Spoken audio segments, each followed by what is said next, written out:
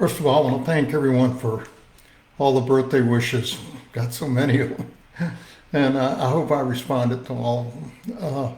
But listen, yesterday I was at the park and I had a little Muslim girl come up to me. And I knew she was Muslim because of the way she was dressed. She was about 9 or 10 years old.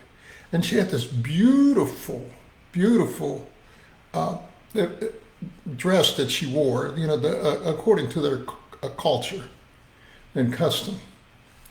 And and I'm just sitting at the bench, just kind of looking. It was a really nice day, and she smiled at me, and she told me hello, and I responded in kind, and and then it reminded me about the big issue we're having in the country right now was Islam, was and Muslims. So you got to separate the two.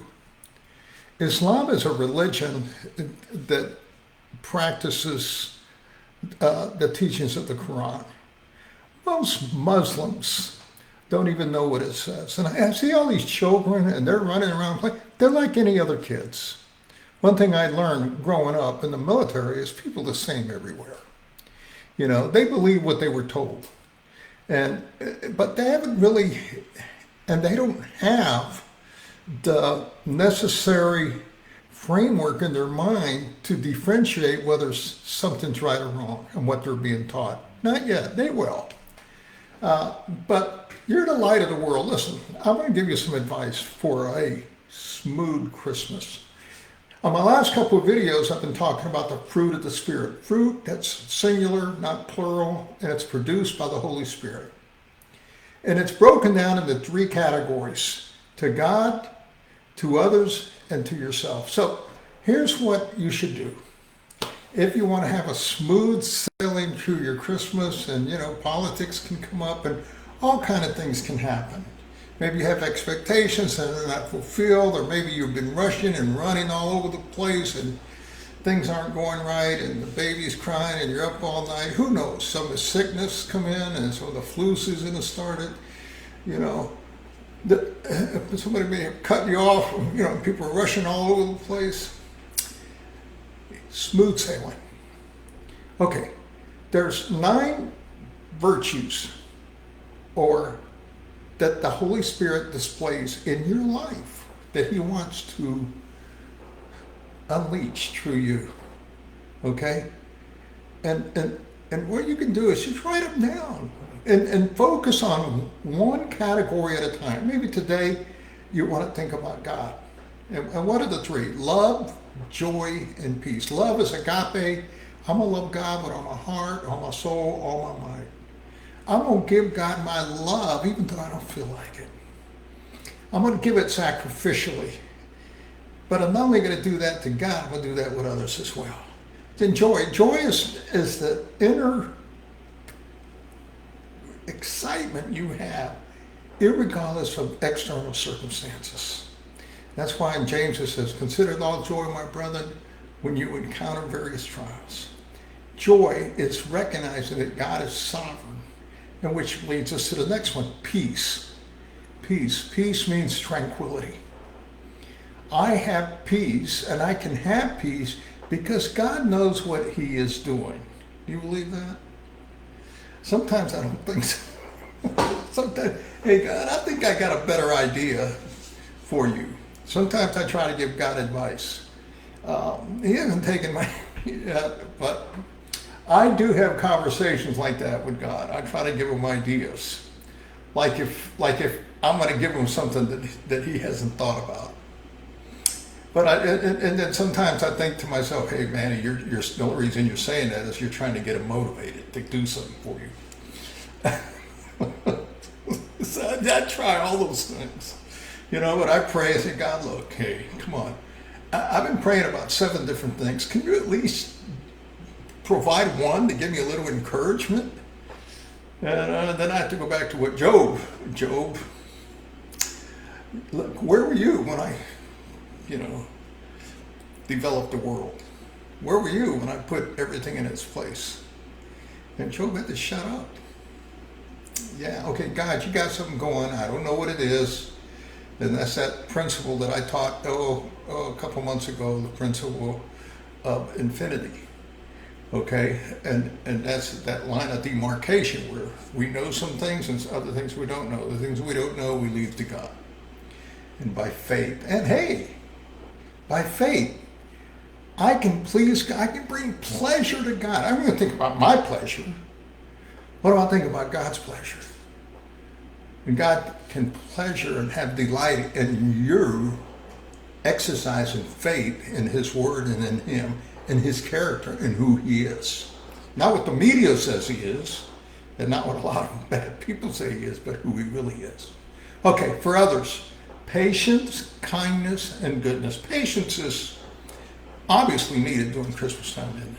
You know, with everything that's going on. Kindness is, doing something for somebody. Just out of the ordinary, you know.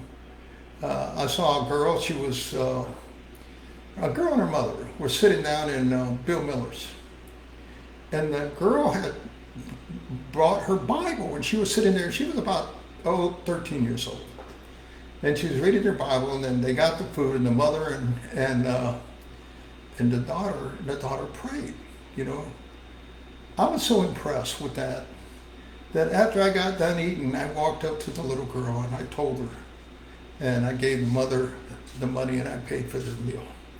You know, it's just kindness. It wasn't much, but it was something that, you know, gave her a little encouragement, you know, especially to do something like that in public these days. Goodness is similar, and goodness is going out of your way.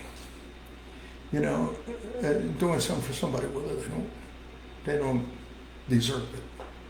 Okay, and then for yourself, faithfulness. What does it mean to be faithful? Hey man, I think about faith. Keep your word. If you say you're going to do something, do it. You know, don't leave people hanging. That is really rude. If you say you're going to pay something, pay it. Be faithful, and that's integrity within yourself, okay? And also gentleness. Now I struggle with that, having a macho background. But I'm coming along. I've come a long ways. You know, people that know me, I'm a lot more gentle now, and especially when it's deserved. And I'm seeing somebody that's really hurting. I'm not very gentle with arrogant and self-sufficient people. I tend to be very hard with them.